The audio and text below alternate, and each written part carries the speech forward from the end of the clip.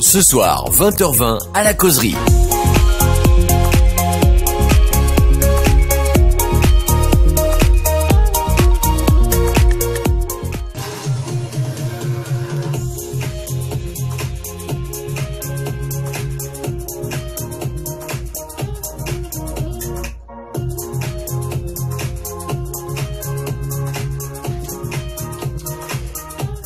Bonsoir et bienvenue pour la causerie du mercredi 31 octobre 2018.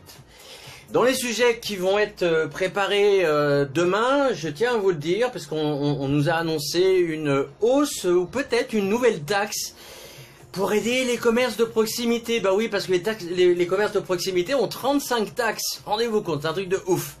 Si vous êtes dans la méditation et que vous êtes pro là-dedans et tout ça, il y a un sujet aussi qu'on va être en préparation.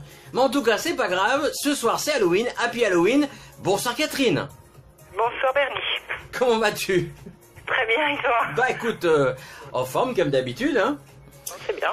Alors, le sujet de ce soir, c'est intéressant parce que ça tombe pile poil. Alors, on va presque dire qu'on l'a fait exprès pour Halloween. Oui, on l'a fait un peu exprès. Ah, on l'a fait un peu exprès? Bon. Oui. Alors, je vous explique, ce soir, dans le studio, j'ai mis de l'encens. Je me suis mis dans l'ambiance. Je dis, tiens, allez, soyons à fond. On salue tous ceux qui sont en Facebook Live ce soir. Il y a Odile, il y a Dimitri, il y a Régine. Les autres qui vont arriver plus tard ou qui vont regarder sur YouTube. Voilà. Ça vient d'où cette peur, là, ces mythes, Catherine?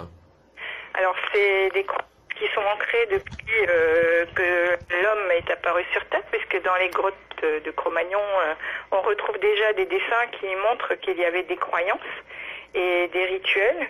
Et les croyances, en fait, se sont développées, mais la croyance, c'est le propre de l'homme. Même ne pas croire, c'est aussi une forme de croyance. Et même ne pas croire, c'est une forme de croyance. Avoir besoin de croyances pour évoluer. Même ne pas croire, c'est une forme de croyance.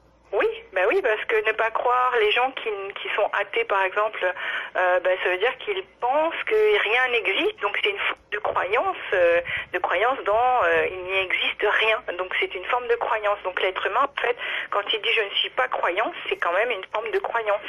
C'est-à-dire il ne croit pas qu'il y ait un Dieu, mais il croit qu'il n'y a rien. Donc ça veut dire que c'est une forme de croyance aussi. Donc les animaux n'ont pas de croyance, mais les êtres humains, oui. D'accord. C'est comme pourtant, si c'est lié en fait à la mort, c'est-à-dire que c'est inconcevable pour un humain de concevoir la mort et qu'il n'y ait rien après par rapport à la perte d'un être cher. C'est pas par rapport à sa propre mort, c'est souvent par rapport à la perte d'un être cher. Et on a commencé à construire les religions, mais aussi tous les rituels. En fait, ce sont souvent des rituels autour de la mort, la Toussaint, Halloween, etc. C'est parce que on a du mal à imaginer qu'il n'y ait plus rien. Donc, on a construit des croyances autour des gens qui meurent et peut-être de leur esprit, de leur âme, selon justement les croyances que l'on a, et qui donc on essaye de faire continuer à vivre les personnes qui sont décédées, où souvent c'est très difficile à accepter. Alors Halloween, oui. Halloween c'est celte, hein, c'est ça il me semble. Oui, c'est ça. En fait, il n'y a aucune croyance nouvelle, on va dire. C'est toujours un renouvellement de croyances qui existe déjà depuis très longtemps et qui est, entre guillemets, mis au goût du jour. Mais depuis la nuit des temps, les croyances, en fait, sont toujours les mêmes. La peur de ce que l'on ne connaît pas, le rejet de choses qu'on n'arrive pas à comprendre avant. Quand la science en fait permet d'expliquer parfois des phénomènes qui paraissaient surnaturels avant, et aujourd'hui on comprend que ça n'est pas des phénomènes surnaturels. Donc la science a permis d'écarter certaines choses, mais il reste quand même des croyances puisqu'il y a des choses qu'on ne connaît pas, qu'on ne maîtrise pas. Bon alors en 2015, en septembre 2015, j'interviewais Hélène Migerel qui est une consoeur à toi, qui est psychothérapeute, psychanalyste et anthropologue, et elle nous parlait des cimetières à la nuit. Et ben c'est parti. Les cimetières sont réputés pour avoir des morts qui se lèvent et qui se promènent la nuit. Et quand un individu pénètre la nuit dans un cimetière, à partir du moment où le soleil est couché, on ne doit pas être dans un cimetière. Un individu qui est dans un cimetière après le coucher du soleil a une mauvaise intention. Ou il va profaner une tombe, ce qui est très rare ici parce qu'on a peur des morts, oui. Ou alors il va faire un rituel maléfique. C'est le québécois qui lui a demandé d'aller à cette heure-là et d'enterrer une fiole ou de mettre quelque chose dans le cimetière pour être délivré. Alors justement, mettre une fiole ou quelque chose d'approchant dans un cimetière, c'est les quimboiseurs donc. Et toi, qu'est-ce que t'en penses? Ça m'intéresse. Alors moi, ce que j'en pense en tant que psychanalyste oui. et psychothérapeute, c'est que les croyances, en fait, c'est l'intention, le pouvoir de l'intention que l'on met dans quelque chose. C'est comme un peu, entre guillemets, un placebo. C'est-à-dire que on va se convaincre que quelque chose est bénéfique pour nous ou maléfique en fonction des croyances et du contexte dans lequel on a grandi. Donc des croyances attachées au catholicisme, au judaïsme ou à l'islam. Au bouddhisme, chaque religion a développé des croyances par rapport au fait de possible qui pourraient soit avoir des effets négatifs sur quelqu'un ou des effets positifs. Donc soit on parle de magie blanche, magie noire et de sorcellerie. Alors il y a aussi la magie, excuse-moi, il y a la magie blanche, la magie rouge, la magie bleue et la magie noire. Moi c'est les 4 que je connaisse. Hein. Oui. Donc, parce que je suis un peu dans le paranormal puisque j'ai créé une association qui s'appelle GRP Caraïbes. Et hop, ça y est, j'ai fait de la pub pour mon asso. D'accord, t'as fait ta publicité. D'accord. Alors, deux petites secondes. Dimitri nous dit, on respecte 2 choses, les morts et les 4 chemins, en parlant de chez nous en Guadeloupe. Pardon, vas-y. Oui. Alors, bien sûr, on s'aperçoit que les croyances sont différentes en fonction des pays et des cultures dans lesquelles on est. Mais on se rend compte qu'il y a quand même certaines choses qui restent des fondements, en fait, qui sont ancrés chez l'être humain, c'est-à-dire la peur des choses qu'il ne connaît pas. Lorsque la dame dit, voilà, dans un cimetière, lorsqu'on va, il y a une mauvaise intention. Moi, je parle. La nuit. Attention, Catherine. Oui, mais la nuit et le jour, c'est comme quand moi j'explique aux enfants, tu as peur du noir, on éteint la lumière. Si j'allume la lumière, la pièce est toujours la même. Donc, qu'il fasse noir ou qu'il fasse jour dans un cimetière, pour moi, c'est à peu près la même chose. Ce qu'il faut comprendre, c'est tout ce qu'on a appris enfant qui nous a conditionnés. C'est-à-dire si on a baigné dans des histoires, si on nous a raconté des traditions, ça va rester ancré. C'est un ancrage psychique. Quand il n'y a pas eu de peur ancrée dans l'enfance, des fois on peut se promener dans un cimetière sans avoir cette appréhension. C'est tout ce qui va être autour des traditions et de la culture. Par exemple, moi je connais bien en fait les croyances dans l'islam, parce que j'ai habité dans certains pays, et par exemple dans l'islam, les cimetières en fait sont en friche, ils ne sont pas entretenus, et on ne va pas visiter les morts, comme on le fait en Occident, dans la tradition chrétienne, on ne fait pas ça. C'est-à-dire on dit que le mort est parti, et que sa dépouille, elle est là, mais en fait son âme n'est plus là, elle est partie ailleurs, au paradis ou en enfer. Donc l'appréhension, par exemple, on peut marcher dans un cimetière sans aucun problème dans les pays du Maghreb, Moyen-Orient. Je parle pour l'islam, pas pour les chrétiens. Et donc, il n'y a pas de problématique là-dessus. Par contre, il va y avoir des croyances autour, pareil, des esprits, des fantômes qui n'ont pas réussi à aller au paradis et qui resteraient bloqués entre 2 mondes, on va dire. Et donc, qui seraient parfois, soi-disant, perçus par les humains qui ont une sensibilité. Je ne dis pas que ça n'existe pas des énergies que l'on puisse ressentir. Ah bon. Elle croit au paranormal, Catherine. Non, j'ai réussi à lui faire dire. Je crois que nous sommes de la matière, c'est-à-dire que notre corps est fait de matière, de l'eau principalement, mais aussi, quand tout le monde fait une prise de sang, on voit bien qu'on a du magnésium, du potassium, etc. Donc on est de la matière. Et on interagit avec d'autres matières, puisque on est sensible à l'eau par exemple, on est sensible à différentes sensations, donc ça veut dire que nous ressentons les choses. Donc peut-être que d'autres personnes qui ont aussi de la matière, mais peut-être en déséquilibre, je sais pas, en fait on interagit avec les autres. Donc est-ce que là ça veut dire que c'est du domaine du paranormal, je ne sais pas. Peut-être la science n'est pas suffisamment avancée. Moi, je te répondrais tout bêtement, tu sais, le savon, ça pique les yeux, l'eau, ça mouille et le feu, ça brûle. Voilà. Oui, mais par exemple, si on va dans des cultures asiatiques comme au Japon, oui. Par exemple, au Japon, il y a de la médecine qui est basée sur les énergies. Et il y a des cliniques entières de Reiki où on traite les gens avec du Reiki. Mais ça, c'est traditionnel, c'est ancestral, c'est quelque chose qui est transmis. Il y a aussi la purification par l'eau au Japon. Oui, dans la tradition shintoïste, on utilise l'eau comme une source de purification. Mais j'ai envie de dire dans toutes les religions, parce que dans même chez nous en Guadeloupe, le judaïsme, on l'utilise. Ouais. Dans la chrétienté aussi, l'eau est présente. Dans l'islam aussi, les ablutions, ça existe. Dans le bouddhisme aussi, l'eau est présente partout. C'est-à-dire les 5 éléments sont présents dans toutes les religions. Donc après, il y a des rituels en fonction des croyances. Si on va en Afrique, l'animisme est mélangé, c'est-à-dire les croyances avec plusieurs choses, plusieurs dieux, c'est mélangé par exemple avec le catholicisme. En Inde, c'est pareil, il y a le bouddhisme, mais il y a aussi l'animisme qui est régi par l'hindouisme. Il y a aussi des tas de choses, des tas de traditions, et les superstitions bougent d'un pays à un autre. Alors, il y a une question, excuse-moi, il y a une question de Régine, c'est pourquoi donc autant de monde autour des tombes ? Bien parce que les gens ont le sentiment que la tombe, c'est la symbolique de la personne, où est la personne qu'on a aimée. On la symbolise, on la met en fait dans la terre et on la recouvre avec une tombe. C'est une symbolique, c'est pour signifier que c'est inconcevable pour beaucoup de gens de ne pas savoir où est une personne. C'est-à-dire, je ne sais pas où est une personne, par exemple, lorsque moi j'ai des gens qui vivent des deuils de personnes disparues, par exemple en mer ou dans un crash d'avion, il n'y a pas de corps. Donc, il n'y a pas en fait de possibilité d'enterrer les gens. C'est pareil quand on se fait incinérer, on n'a pas de lieu pour se... Oui, mais là on voit la personne, c'est-à-dire que la personne elle est incinérée, donc un processus, il y a un enterrement qui est fait. C'est-à-dire il y a un processus, on voit le mort, il est incinéré, et ensuite on a les cendres qu'on met dans un columbarium. Je sais plus comment ça s'appelle. Un columbarium. Au cimetière, ça s'appelle le cœur des souvenirs, je crois.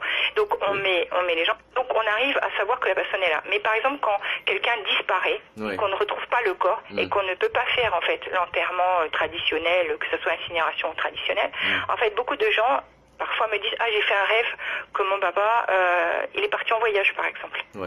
Donc, en fait, l'être humain a besoin de voir. C'est une des caractéristiques, c'est qu'on a besoin de voir pour confirmer ce que l'on voit ou pas. C'est-à-dire, c'est comme si on a une affirmation que la personne n'est plus là. La tombe, ça permet d'identifier que la personne, elle est là.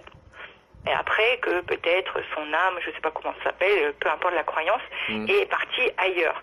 Et c'est un peu rendre hommage, c'est-à-dire garder la mémoire des personnes et d'essayer d'expliquer par exemple à ses enfants, à ses petits-enfants, qui était cette personne en se réunissant autour de cette tombe. Quand on parle de tombe, on parle de columbarium. Dimitri précise, parfois la tombe, c'est un bâton ou un tumulus de 20 cm.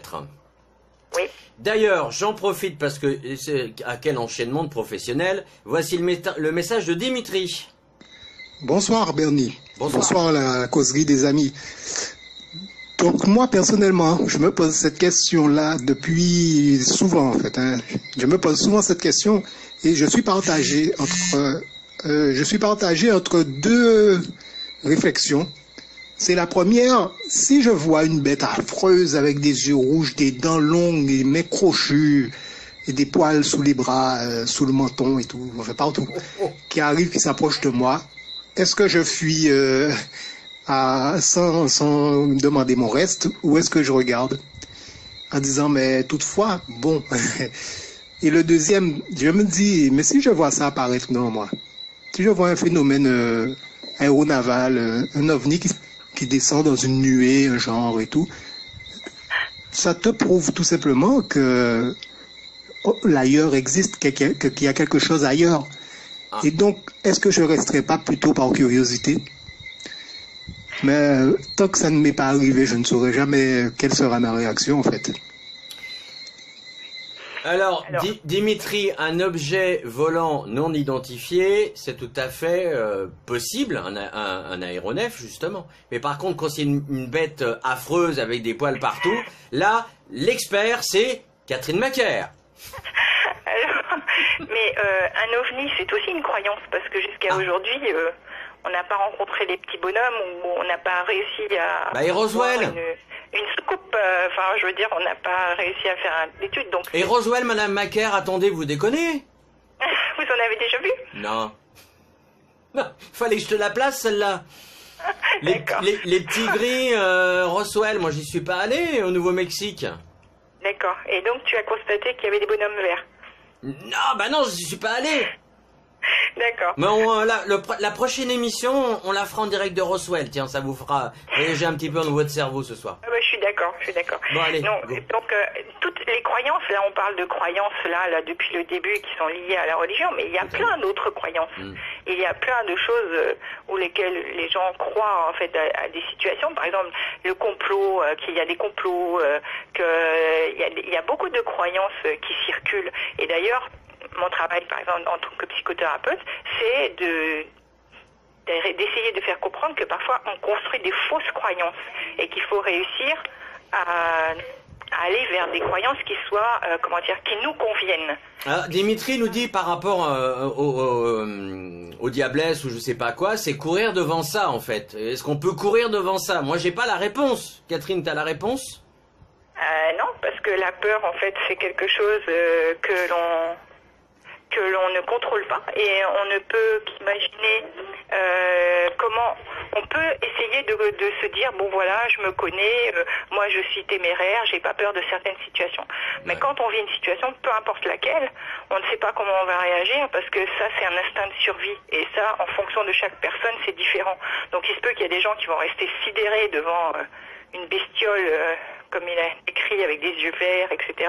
Rouge. Qu'on va rester en sidération ou on va se sauver, ou on va essayer de comprendre qu'est-ce qui se passe. Mais ça, on ne peut pas le savoir à l'avance. On peut éventuellement l'imaginer, on ne peut pas le prévoir. Bon, alors Hélène Migerel m'avait expliqué le mythe de la diablesse, et c'est parti.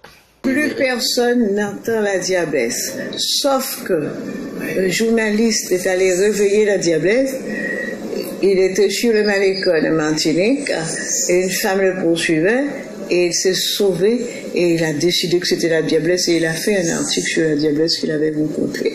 Mais plus personne ne rencontre la diablesse. La diablesse était à la campagne, au fond des bois, quand les hommes rentraient chez eux tard le soir à pied, où il n'y avait pas les néons de la ville. Les êtres surnaturels aiment l'obscurité. Donc, à partir du moment où tout est éclairé, vous n'aurez pas d'êtres surnaturels. Est-ce que ça te rassure, Dimitri? Quelque part. C'est vrai qu'on parle d'obscurité. Et alors l'obscurité, ça rappelle quoi, Catherine? Ça rappelle peut-être éventuellement des peurs ou de... En fait, l'obscurité, c'est le moment où ça a un rapport avec en fait la toute petite enfance ou la séparation avec ses parents et particulièrement la mère. Donc l'obscurité, c'est quelque chose qui a toujours fait peur. D'ailleurs, il y a toute une culture littéraire autour de l'obscurité, du noir, la différence entre noir, blanc. Quand il fait jour, il n'y a pas de problème. Quand il fait noir, d'ailleurs, les films souvent d'horreur se passent dans le soir. Oui, comme dans Les Visiteurs. Jour, nuit. Excusez-moi, je me suis laissé aller là. Donc, en fait, on n'arrive pas à identifier. Oui, mais c'est important de dire que mais c'est aussi un rapport culturel à la couleur noire et blanche. C'est-à-dire la luminosité d'un côté, parce qu'on va dire, par exemple, j'ai rencontré une dame blanche, les dames blanches qui sont sur le bord des routes, qui, soi-disant, sont pas forcément négatives. Et on va identifier l'obscurité comme quelque chose de sombre. Il suffit de regarder des films comme... un truc tout simple, qui n'a pas vu en fait la Guerre des Étoiles, et en fait dans Star Wars, eh bien qu'est-ce qui se passe?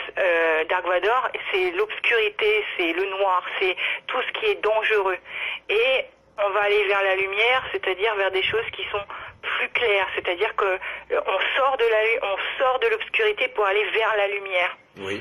Par contre, il y a aussi tous les mythes autour des planètes, c'est-à-dire la Lune, Vénus, Mars, etc., où on va développer aussi des croyances par rapport au pouvoir que ça peut avoir sur nous. Alors, en ce qui concerne la Lune, comme elle interagit avec les marées, puisqu'on sait que la Là, Lune, on est à mi-lune, hein, on n'est pas en mer pleine sont lune en liées, plus. C'est lié. Non, je disais là, on est à mi-lune, on n'est pas à pleine lune, je précise. Non, pas encore. C'était la semaine dernière. Et donc, et on a remarqué qu'il y a beaucoup de sondages qui ont été faits et d'études qui ont été faites là-dessus, et on sait que la Lune a une influence en fait sur les naissances et aussi dans les hôpitaux psychiatriques. Ah oui. C'est-à-dire on constate qu'il y a plus d'agitation lorsqu'il y a des moments de pleine lune, mais vraiment très importants. Et il y a des accouchements il y a beaucoup plus d'accouchements lorsqu'il y a des pleines lunes vraiment très importantes.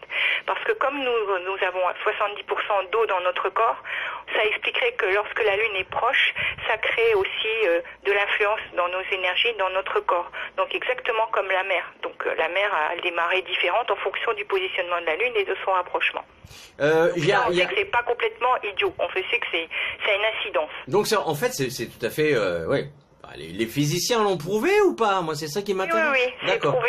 Il y a des études physiques sur les phénomènes. C'est pour ça que je suis plus agité les soirs de pleine lune. Non, je déconne, parce que là, je suis agité, mais on n'est pas soir de pleine lune. Message WhatsApp. Alors, par rapport par rapport au décès, sans dépouille, tu ne peux réaliser et admettre le décès concrètement. Tu n'es pas sûr que l'autre est mort, surtout dans ce genre de catastrophe où tu en fais. Tu espères retrouver un jour la personne disparue, puisqu'elle est disparue juste et pas morte déclarée. Là, on parlait des personnes qui étaient perdues en mer et qu'on n'a pas retrouvées, ou des personnes qui sont disparues dans le triangle des Bermudes, par exemple. Par exemple, oui, ça aussi c'est une croyance. Il y a des gens qui pensent que ça existe vraiment, que le triangle des Bermudes est un triangle maudit, et il y en a d'autres qui disent que voilà, que scientifiquement peut-être on va découvrir un jour qu'il y a quelque chose, un magnétisme ou autre. Et donc il y a beaucoup de débats autour de toutes ces choses, et la croyance c'est vraiment quelque chose de personnel qui est lié à ce que l'on a appris enfant, à comment on voit le monde, à toutes les peurs qu'on nous a transmises, et est-ce que ces peurs elles me sont nécessaires, est-ce que c'est ma survie, est-ce que j'appartiens à un groupe social et donc je maintiens ces traditions. Par exemple, on dit ici aux 4 chemins, quand des fois on voit un sachet, il y a des gens qui ramassent pas, et quand on ramasse, il y a des gens qui ont très peur pour nous parce qu'ils ont l'impression qu'on va récupérer quelque chose. Il y a beaucoup de légendes partout dans le monde qui sont vivantes et qui continuent de se perdurer à travers le temps. La croyance, c'est ce qui va faire qu'on arrive mieux à supporter les douleurs de notre quotidien, souvent. Parce que ne penser qu'il n'y a rien, ça veut dire que je suis tout seul. Et d'être tout seul, pour beaucoup de gens, ça fait très très peur. C'est-à-dire s'il n'y a pas un support. Donc imaginez qu'il y a la notion de bien et de mal, ça permet de se garder une ligne directive. Tiens, en parlant de peur et de paranormal, alors, est-ce que vous croyez au paranormal? C'est le sondage qui a été fait aujourd'hui. Alors, c'est oui à 92%. Les gens croient au paranormal, il y a les 8% non. Et est-ce que vous avez peur de tout ce qui est mythe, machin, et paranormal, etc. La réponse c'est... Alors, attendez, la réponse c'est non à 92%. Voilà, donc les gens ils ont pas peur de tout ce qui est paranormal. Vite fait, parce que là c'est vrai que ce soir forcément il y a... Alors Dimitri nous dit la lune fait des loups-garous. Ça viendrait de là, pardon. Luna que je salue nous dit moi je dors très mal. Ah oui, bravo. Je dors très mal les soirs de pleine lune. Et puis alors moi on me dit calme-toi. D'ailleurs je sais pas pourquoi le téléphone s'y met, il filme le mur. Dimitri nous dit y a-t-il un rapport entre les peurs enfouies et les croyances comme celle-là? Ah, bonne question. Il y a les peurs enfuies, c'est-à-dire ce que l'on a, ce que nos parents nous ont transmis ou ce que l'on a vécu enfant, les traumatismes vont développer des croyances. Lorsque, par exemple, on a des personnes qui arrivent et qui souffrent de TOC, par exemple, c'est qu'ils ont la croyance que s'ils ne font pas quelque chose, il va se passer quelque chose. Rappelle ce que veut dire TOC, je sais que ça finit par compulsif. Oui, voilà, c'est-à-dire que par exemple, ils vont me dire... Si ne marche pas sur le bon trottoir, et je sais qu'il va m'arriver une catastrophe. Et ils ne peuvent pas s'en empêcher. C'est quelque chose qui va être un trouble qu'ils ne contrôlent pas. Mais c'est lié souvent à des croyances dans l'enfance, des peurs ou des traumatismes qui ont existé et qui se transforment en fait dans des TOC, dans des troubles compulsifs. Mais alors c'est marrant parce que Luna nous dit non, ça n'existe pas le paranormal, mais Luna, vous êtes à 92% disant oui, ça existe. Bon, alors voilà. Qu'est-ce que... Alors on va passer directement sur ce que nous a dit... trouble obsessionnel compulsif. Merci Odile. Je vais reprendre. Où est-ce qu'il est? Parce que c'est un peu rangé en fouillis sur le WhatsApp. Hop, comme d'habitude. Ça change pas. On change pas une équipe qui gagne. Ilan, que j'embrasse, qui est de France et qui nous parle du paranormal, de ce qu'il en pense. Et peut-être que tu diras après, Catherine, ce que tu en penses. Oui. Alors, mon avis sur le sujet du paranormal, c'est que pour moi, ce qu'on appelle paranormal, c'est des phénomènes tout à fait naturels qu'on a qualifiés nous-mêmes de paranormal, tout simplement parce qu'on avait un manque de connaissances sur le sujet, ou par mauvaise interprétation des données, ou par un manque de connaissances techniques sur le sujet. On a appelé ça paranormal, mais c'est des phénomènes tout à fait naturels, explicables, mesurables, quand il y en a, et puis des fois ça peut même être du psychisme, selon ce qu'on a mangé ou ce qu'on a fumé, par exemple. Ça pourrait nous biaiser notre interprétation. Donc je pense, moi personnellement, que ce qu'on appelle paranormal, c'est des phénomènes tout à fait naturels, inexpliqués pendant ce temps-là, mais qu'on pourra expliquer un jour ou l'autre. Ah bah justement, on parlera peut-être dans un prochain épisode avec Catherine des drogues. Mais parlons-en justement, qu'est-ce qui peut nous faire halluciner et qu'on pense que c'est paranormal? En fait, c'est tout à fait naturel. En drogue? Non, mais non, des phénomènes, voyons, ma chère. Je plaisante. En fait, c'est vrai un petit peu ce qu'il vient de dire.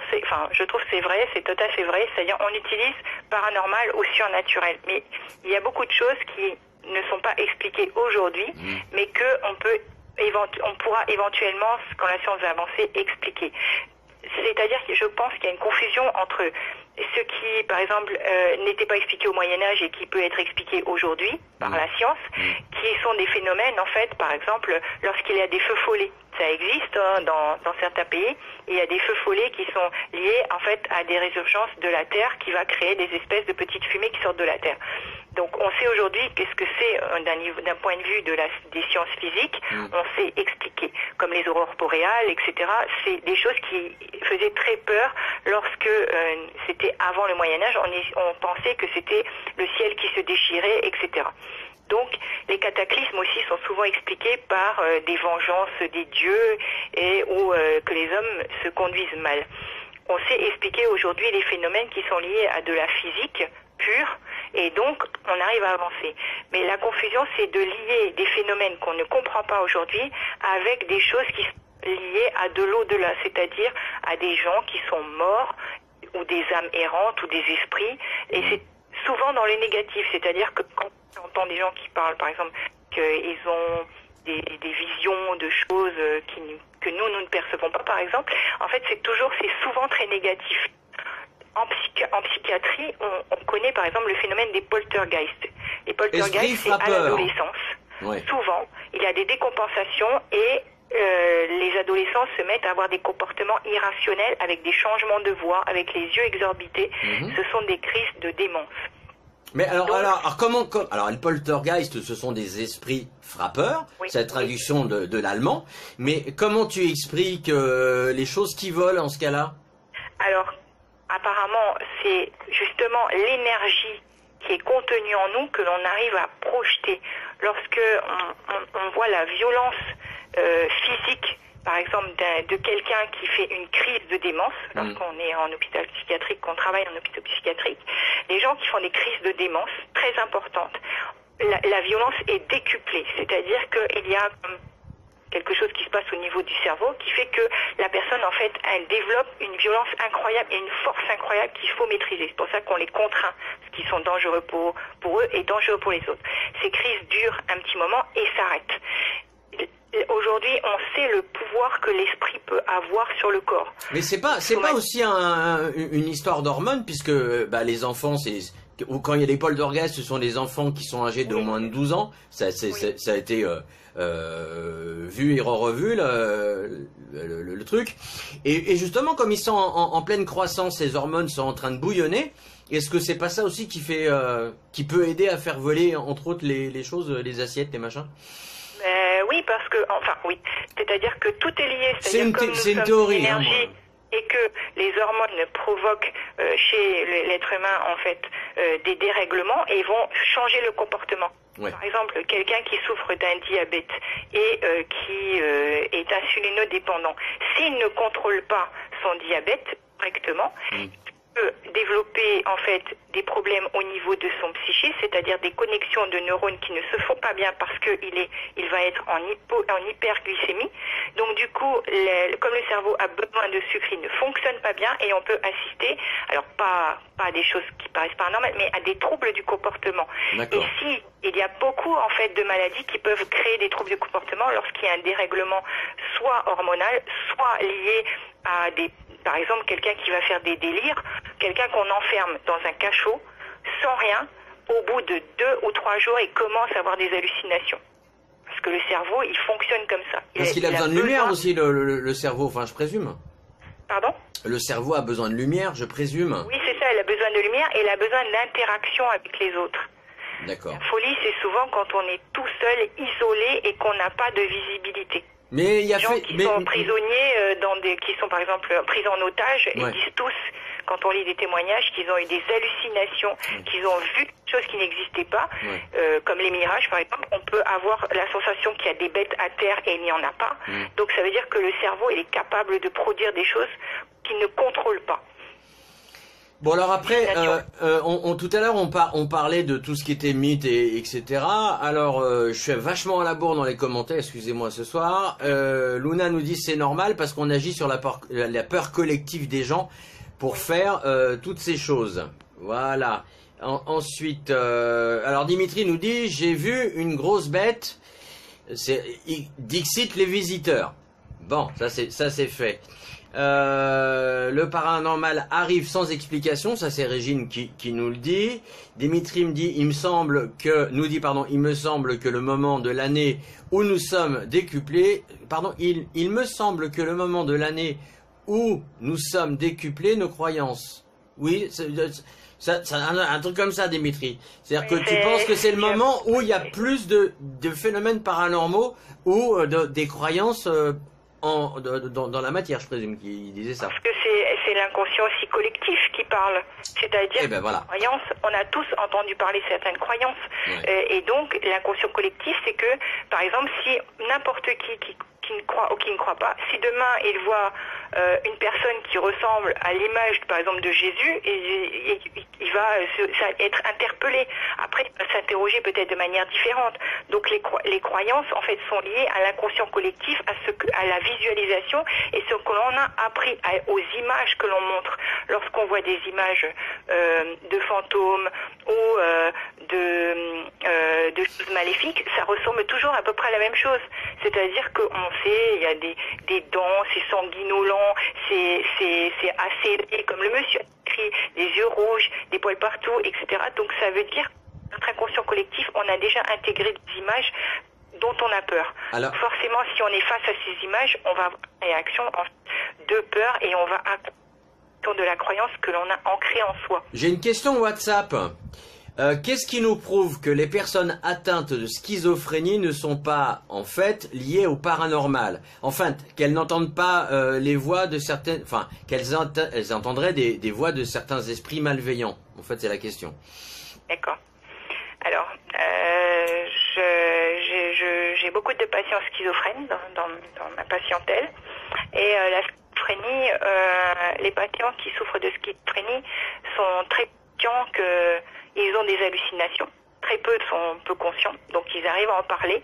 Et en fait, lorsqu'ils décrivent les peurs qu'ils peuvent avoir, ils savent que c'est quelque chose qui est non pas du domaine de leur pensée, mais en fait d'un switch en fait de ce qui se passe entre leur vraie pensée et quelque chose qui apparaît. Et souvent, la schizophrénie, en fait, il y a un côté mystique, c'est-à-dire souvent on me parle de religion dans la schizophrénie.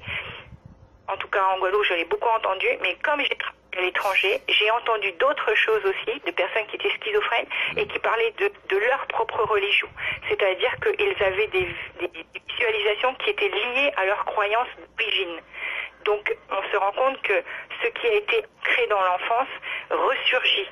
C'est-à-dire quand il y a des fortes présences, en fait, dans la famille, intrafamiliale, par rapport à des croyances qui sont ancrées. Peurs qui sont déjà présentes et qui ressurgissent dans la schizophrénie. Donc ils vont faire des focalisations. Maintenant que ça soit du paranormal, je ne le pense pas parce que j'ai des patients qui sont schizophrènes qui ont réussi à réduire leur schizophrénie considérablement juste par la méditation et par des exercices en profondeur. Bien sûr par un psychiatre. Donc, mais ce sont des personnes qui ont réussi à modifier, entre guillemets, parce que la méditation modifie la chimie du cerveau, c'est prouvé, et donc par des méditations profondes et un accompagnement régulier, la schizophrénie et les hallucinations diminuent. Donc je pense, moi en tant que professionnel, qu'aujourd'hui nous sommes pas suffisamment avancés pour nous dire qu'est-ce qui est du domaine du paranormal ou qu'est-ce qui est du domaine du naturel qu'on n'explique pas. Bon, alors là, parce que là, je suis partout, sur WhatsApp et sur le Facebook Live et au téléphone. Alors, je sais plus qui disait ça. Odile voulait parler du spiritisme. Moi, Odile, on parlera du spiritisme si tu veux, mais c'est pas, on peut en parler, mais je pense pas que Catherine soit calée en la matière. Spirit.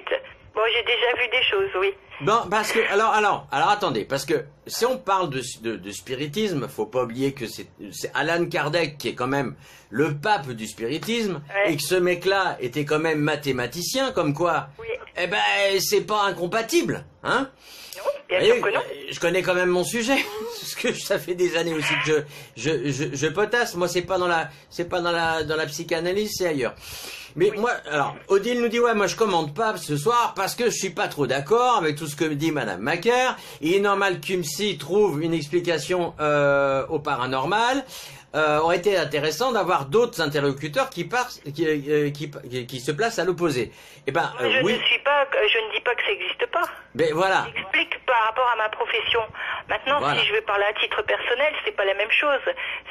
Est-ce que tu peux en tant que personnel parler au lieu que professionnel? Donc là, oui, est-ce que là on parle à la comme professionnel, mais je peux parler comme personnel. Bon après. Non, mais après on va s'y perdre. Non, mais ce que je veux dire, c'est que bien que moi j'ai constaté des choses que je ne comprends pas.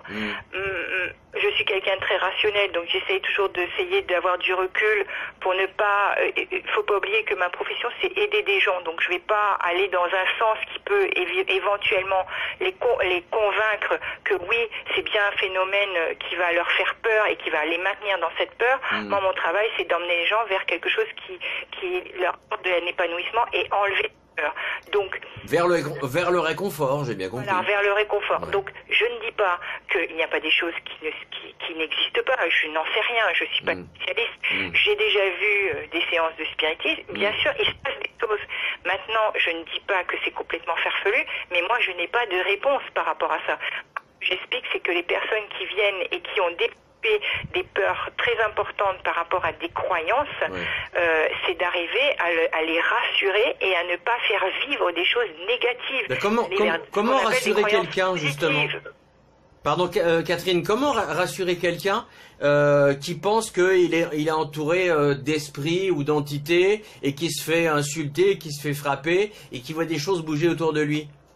Alors, c'est dans l'interrogatoire. Bon, déjà, dans un premier temps, il faut l'envoyer chez un psychiatre pour constater qu'il n'y a pas de maladie mentale. Mais si on ne veut pas aller chez un psychiatre, c'est d'expliquer et de lui demander comment il vit les choses, comment il les vit, et le rassurer, être dans la rationalité, de le rassurer en lui disant, regardez, ça, il y a ça, je suis d'accord avec vous, ça, il n'y a pas. Et au fur et à mesure, de lui dire de ne pas avoir peur des choses qui peut-être sont invisibles, et comment il pourrait être impacté par des choses qu'il ne voit pas. Donc, c'est-à-dire décortiquer la scène en disant, bah voilà. Décortiquer en fait les choses et d'essayer de lui faire reprendre confiance et reprendre le dessus. Ensuite, de lui donner des outils pour qu'il arrive à gérer cette peur qui soit est rationnelle ou irrationnelle et d'arriver à déterminer et de travailler ensemble pour puisse avancer. Alors, moi, en tant que professionnel, comment tu expliques les incubes et les succubes? Et quoi? Ah ah! Comment tu expliques les incubes et les succubes? Je connais pas. Eh ben voilà. Alors, les incubes et les succubes sont des petits esprits malins qui vont violer les gens. Alors, d'accord. Voilà. Alors, aussi bien les hommes que les femmes. Et c'est vraiment du viol, c'est-à-dire que moi j'ai rencontré dans ma petite existence des gens qui m'ont expliqué se faire violer la nuit et alors aussi bien hommes que femmes. Et donc ça, comment tu l'expliques? Est-ce que c'est en tant que professionnel, je veux dire, est-ce que vas-y. Je ne peux pas expliquer ça puisque c'est pas quelque chose que j'ai entendu parler de ça, j'ai déjà vu des témoignages, des reportages, mais je n'ai jamais été en contact direct avec ce type de personne, donc je ne sais pas. Mais quand une personne raconte quelque chose, je pars du principe que ce qu'elle dit est vrai, puisqu'elle l'a vécu, elle l'a ressenti.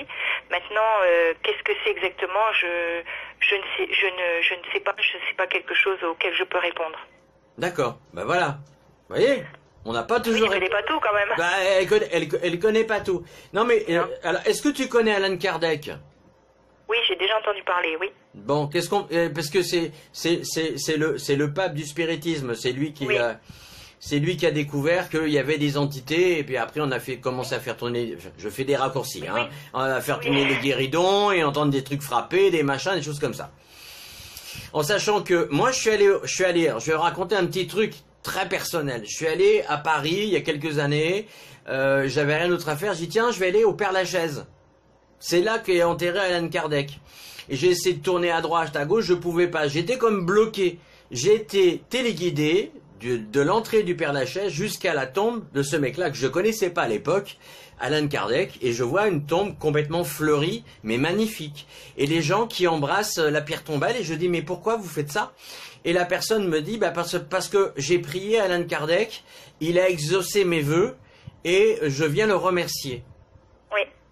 Comment tu expliques que l'être humain puisse arriver à aller embrasser une tombe d'une personne qu'il ne connaît pas, dont il a juste entendu parler et donc celle-là, ça va une croyance, quoi.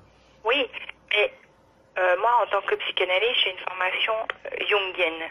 Ah. Jung est le précurseur de ce qu'on appelle la synchronicité paracéstica, c'est-à-dire qu'il a établi dans son protocole que nous avons la capacité d'anticiper sur des choses et de ressentir des choses et que nous sommes en communication les uns avec les autres. Ah.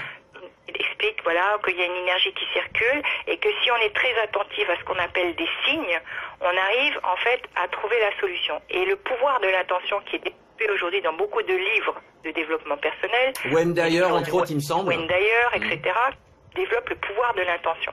En fait, apparemment, nos esprits en fait habitent des corps, mais nous sommes des esprits ou des âmes, peu importe comment on l'appelle, et que nous communiquons d'inconscient à inconscient.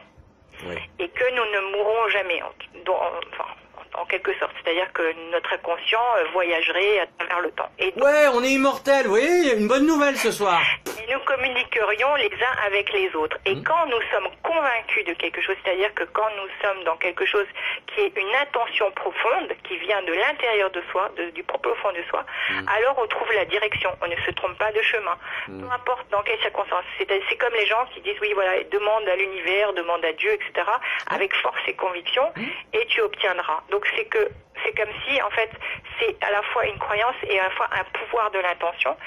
Et dans les thérapies jungiennes, on utilise beaucoup, en fait, les signes que l'on perçoit des personnes pour les aider à trouver leur propre voie. Ouais. Parce que nous communiquons d'inconscient à inconscient. D'ailleurs, c'est très bien décrit dans la psychanalyse, le transfert, le contre-transfert, etc.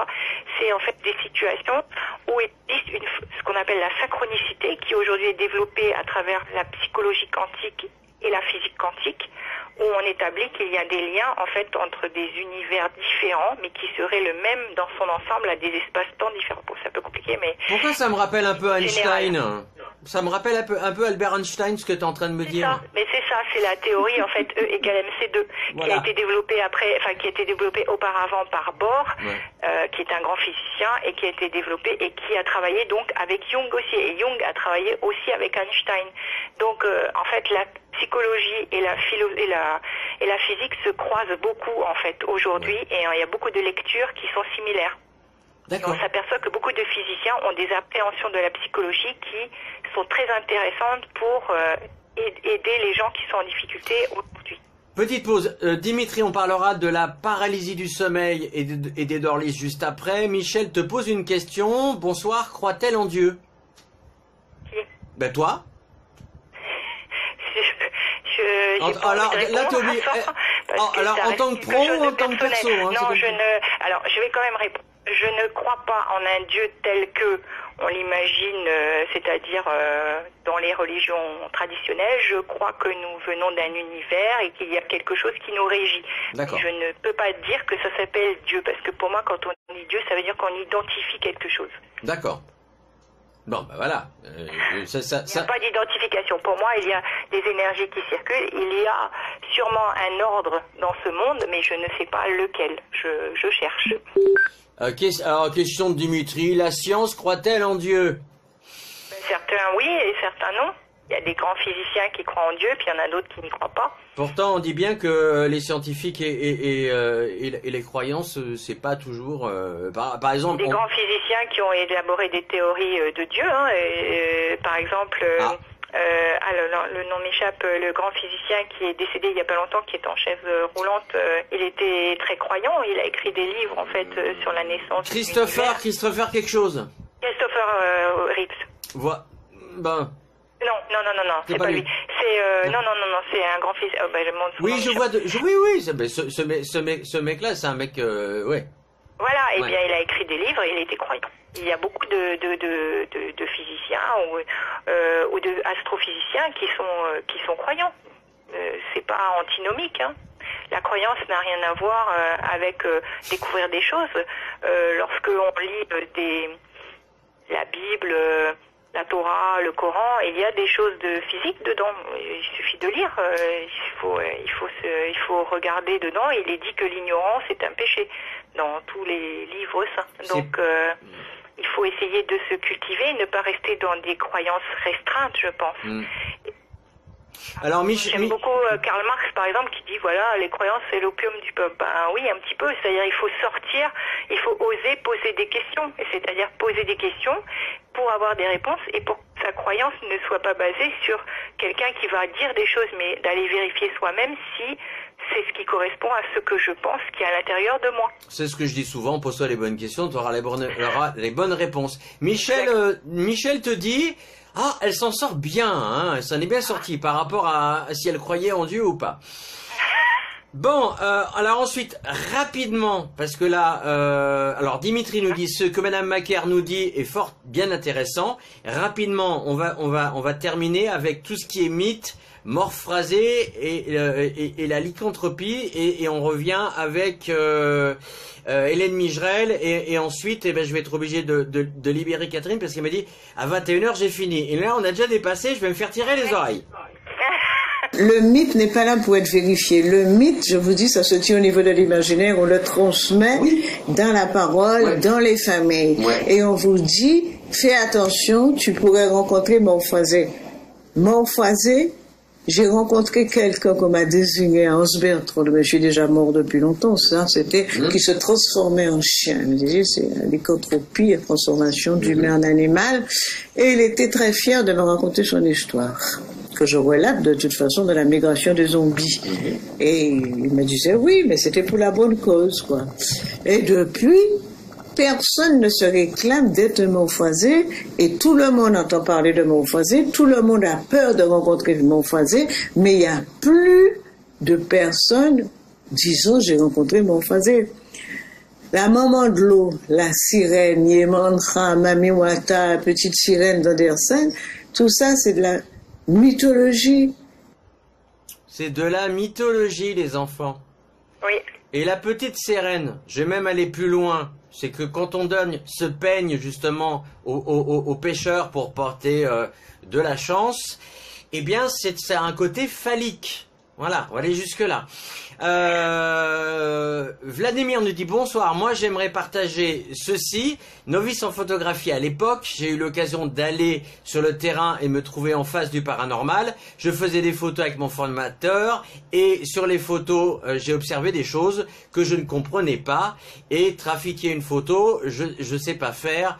Voilà, vous en pensez quoi, Madame Macaire? Cette personne, elle a peut-être identifié des choses, mais est-ce que elle avait envie de croire à certaines choses? Parce que parfois, on a envie d'être confronté à des situations et donc d'essayer comment dire, comme saint Thomas, de croire que c'est vrai. Ben alors, je vais confesser, le formateur c'était moi. Et quand au départ j'ai rencontré Vladimir, il connaissait pas du tout le paranormal, ça l'intéressait pas. Tout ce qui l'intéressait, c'était découvrir son pays, qui est le mien aussi, qui s'appelle la Guadeloupe, d'une autre version. Et c'est vrai qu'on s'est trouvé avec ce qu'on appelle des orbes sur des photos et des choses qu'il n'a pas compris. Donc moi j'ai essayé de lui expliquer. Après, comme je t'ai dit, il y a beaucoup d'énergie. Donc moi je suis sûre que lorsqu'on interagit avec des personnes, eh bien il y a des énergies que l'on peut parfois photographier, c'est-à-dire des ondes qui circulent entre nous. Et est-ce que ça veut dire que c'est quelque chose qui est extra hors de nous? Je ne crois pas. Je pense que c'est nous qui émettons beaucoup de choses. Lorsque l'on frotte les mains, on a une sensation de chaleur. Lorsqu'on fait, par exemple, moi je fais un petit peu de tai chi et de qigong. On apprend en fait à faire circuler les énergies. Avec certains mouvements, on est capable de sentir en fait de l'énergie qui va arriver dans nos mains ou dans nos pieds. Donc ça veut dire qu'on n'est pas assez attentif à ce qui se passe autour de nous. Et on développe beaucoup de peur, de choses qu'on ne connaît pas. Il y a un livre que j'ai lu il y a un petit moment qui s'appelle Zombie. De Philippe Charlier, qui est un universitaire qui a écrit sur le mythe des zombies en Haïti. Et c'est très instructif parce qu'il explique en fait les croyances qui sont attachées, qui perdurent, mais aussi les explications qu'il donne en tant que scientifique, c'est un médecin légiste qui écrit ça, sur les utilisations de produits, c'est-à-dire les utilisations de plantes qui vont permettre de mettre les gens dans un certain état. Ça c'est pour les zombies. Ça c'est pour les zombies haïtiens. Mais après j'ai la définition du zombie guadeloupéen. Vraiment, à quoi on n'a même pas dit ça hors antenne. Je vous jure, on n'a pas préparé. Vas-y, finis. C'est ça. Mais en fait, il faut rester ouvert à tout ce qui se passe. Ne pas être fermé, ne pas fermer la porte aux différentes croyances, parce qu'on ne peut pas critiquer la croyance des uns et des autres, parce que si elle existe, c'est qu'elle est nécessaire à quelque chose. Après, c'est quand ça devient quelque chose d'obsessionnel et qui rend mal que ça pose un problème. Mais ça n'est pas un problème en soi d'avoir des croyances, c'est quand elles sont limitantes, c'est-à-dire quand elles nous empêchent de faire des choses. Quand des gens me disent je peux pas faire ça parce que sinon il va m'arriver ça, là c'est un problème.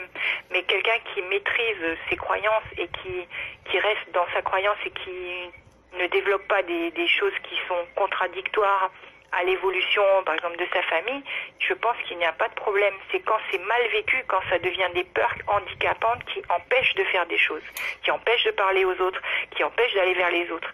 Alors, ça pose un vrai problème. Quand tu as parlé du livre Zombie, où on utilisait des poudres et tout ça, mais ça c'est pour le zombie haïtien. Voici la définition du zombie guadeloupéen. Attention, pour ceux qui ne connaissent pas, accrochez-vous. Le zombie guadeloupéen. Le zombie guadeloupéen, c'est quelqu'un de décédé, mais vraiment mort, de mort naturelle ou parce que la personne était malade. La personne est morte et enterrée, tout le monde sait où se trouve son tombeau. C'est quelqu'un, ce décédé, ce défunt est levé de sa tombe par un sorcier à la demande d'un client. Et ce mort est envoyé hanter les maisons. C'est-à-dire que même après votre mort, vous n'êtes pas sûr d'être en situation de repos éternel. Donc là, en même temps, je disais, oui, ben, en ce cas-là, il faut peut-être se faire incinérer, comme ça on est sûr qu'on ne lèvera pas notre corps. Voilà, donc le zombie guadeloupéen, c'est un sorcier qui lève ton corps. Et voilà. Alors, Dimitri nous dit, le mythe créateur justifie, explique, mais là, c'est un conte mythologique repris par un morceau. Alors, Michel pose une question très intéressante et je pense que tu vas y répondre, Catherine, et ça sera la dernière question de l'émission parce que sinon, on est là jusqu'à minuit, les enfants. Non, mais non, moi je peux pas.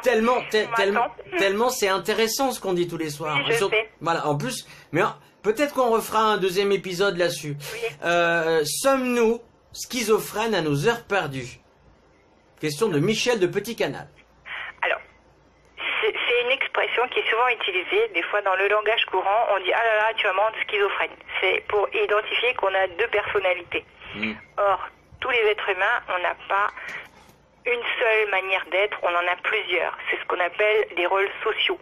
Donc, on a différentes facettes et des fois, on a envie de décompresser. Ça ne veut pas dire qu'on est schizophrène. La schizophrénie est une maladie psychique extrêmement grave qui fait que les neurones en fait dysfonctionnent. Ça n'est pas quelque chose qui est lié comme une dépression, c'est vraiment une maladie mentale. Donc la schizophrénie, on sait à quelles étapes de la vie elle peut éventuellement se développer et ce sont des maladies extrêmement handicapantes, extrêmement difficiles et qui sont souvent favorisées par la prise de stupéfiants. Enfin, en tout cas, depuis quelques années, on a remarqué que les prises de stupéfiants développaient des schizophrénies rapidement. Ça va être un sujet que je pense qu'on développera avec toi. C'est faut-il légaliser le cannabis récréatif? En tout cas, c'est pas le moment, c'est pas l'heure. La conclusion de Madame Catherine Macaire, s'il vous plaît. Eh bien, la conclusion, c'est que les croyances, c'est comme les religions, il faut qu'elles soient respectées parce que chacun a la sienne. Du moment qu'elle ne devient pas sectaire et qu'elle n'engendre pas en fait des difficultés les uns vis-à-vis des autres. Il faut respecter les croyances de chacun. Eh ben, écoute, merci Catherine. Je sais que tu es très pressée, donc. Non mais vas-y.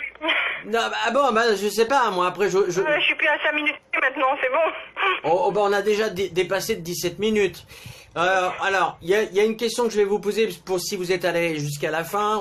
On m'a dit que l'émission durait pas assez longtemps. Moi, ce que je peux proposer, c'est du 20h20, 21h20. Donc là, on est presque dans le format, mais ce sera pas quotidien. Je veux dire, ce sera peut-être une émission comme ça où on va dépasser jusqu'à 21h20 parce que vous demandez et vous allez jusqu'au bout des questions. Et en tout cas, merci à toutes et à tous d'avoir posé vos questions. Rendez-vous demain. Alors demain, je vous l'ai dit, je vous le redis, c'est sur encore un nouvel impôt qu'on va nous sortir. Sur puisque les magasins ils gagnent pas assez d'argent, ils ferment les uns après les autres. C'est bien d'avoir le retour derrière au téléphone, ça me déstabilise un peu, mais c'est pas grave. Est-ce qu'on va nous créer encore un nouvel impôt? On le saura, on en parlera demain. Rendez-vous demain 20h20. En tout cas, n'oubliez pas, vous êtes formidables et on vous aime. Bye bye, à demain. Bye bye.